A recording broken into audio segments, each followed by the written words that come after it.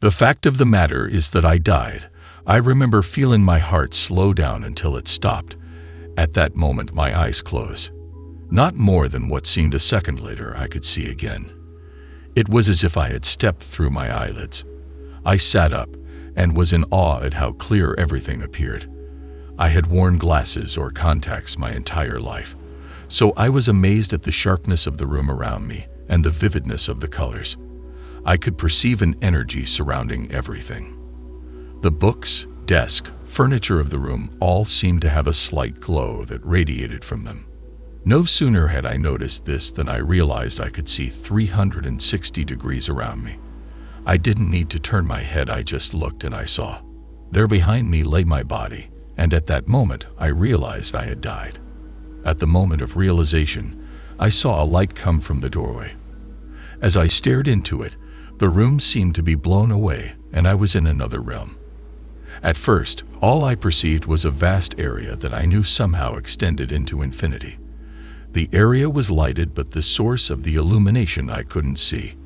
The entire universe was of the richest, deepest dark purple I had ever seen. At that moment, I realized that all of my senses were heightened. I could hear silence. There was no noise, but I was hearing something. Perhaps it was the existence of this universe. It was alive. I was breathing, but not. Instead of air, I felt a living force flowing through me. I felt as though I was swimming in the very essences of love. As I moved through this space, I became aware of others around me. There was no one I knew, but I sensed other beings. Soon, I saw them as small golden orbs of light, each separate, an individual. Yet, a thin thread linked them all. They extended out as far as I could see in my mind. I knew that each and every one was connected and joined with what I believed was God. It is important to note here that I never heard voices. Rather, words seemed to enter my mind as immediately as I perceived something. It was like a running narration in a film. I was given answers to my questions before I could even ask. Almost immediately, I knew I was not staying. This universe seemed to know my desire to understand life and the mysteries of why we are on this earth. It was going to tell me. I became aware of other voices, the orbs or other souls around me. I could hear them communicating to each other. There seemed to be cliques of orbs that were together. They spoke to one another about their lives on earth and all they had perceived and felt. They shared not only in words, but in sharing the experience. If one orb couldn't understand, it disappeared and then reappeared. The orb somehow went back to earth and experienced that life to further understand. I understood that here time did not exist, and these beings could manifest themselves at any time on earth they desired. These orbs, or rather souls, would leave this realm, detach themselves with this universe, and return to the universe of our earth.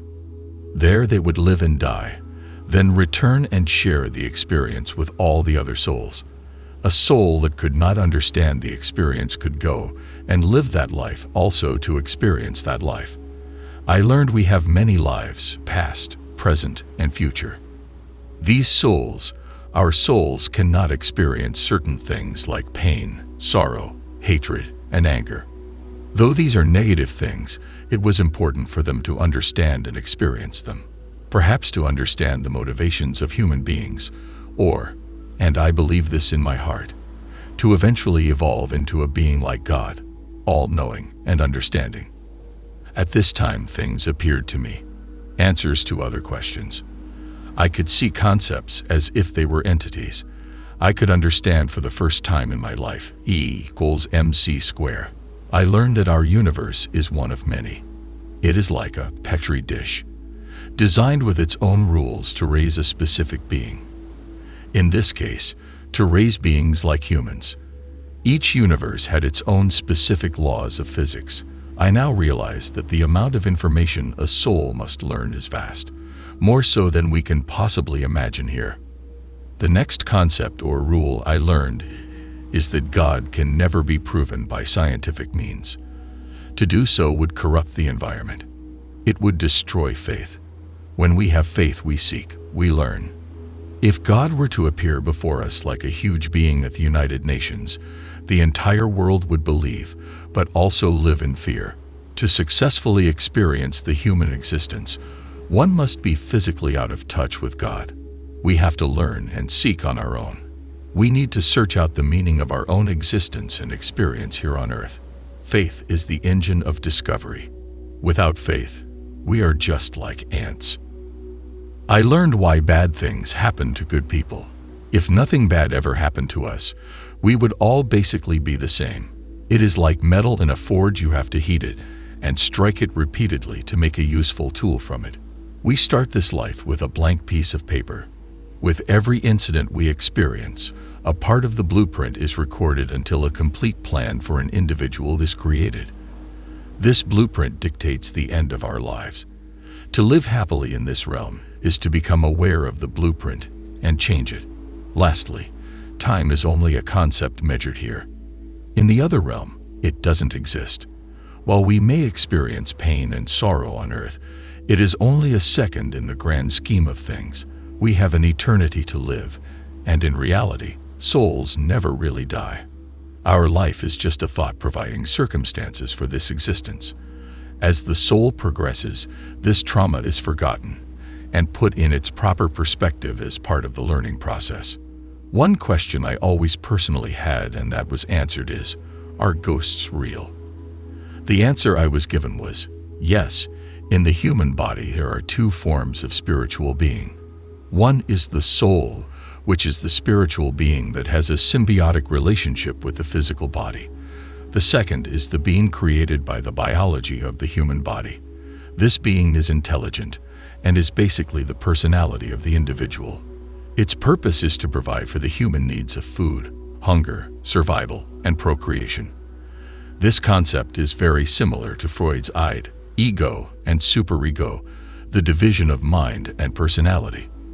The soul provides us with all the things of the individual that separates us from the animal kingdom. This is the ability to reason, use logic, or feel awe when seeing a sunset. The soul is the creative side of humankind.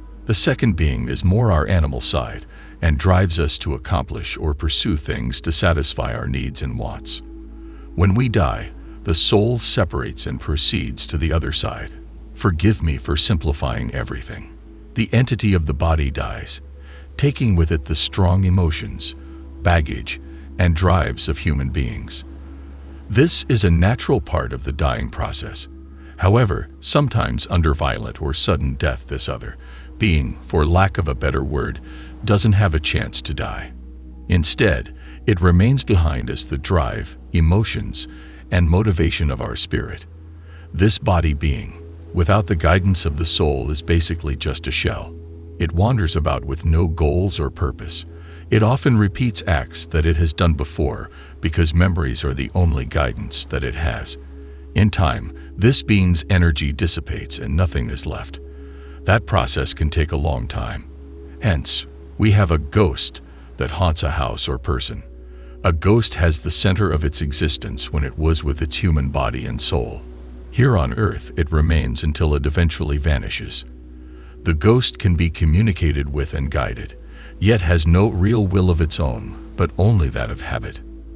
As the questions and answers ended, I felt myself fall. With a jerk, I was back in my own body. My eyes opened back to my own world. Only scant minutes passed, but it seemed like an eternity. I learned many other things that as time passed, I forgot.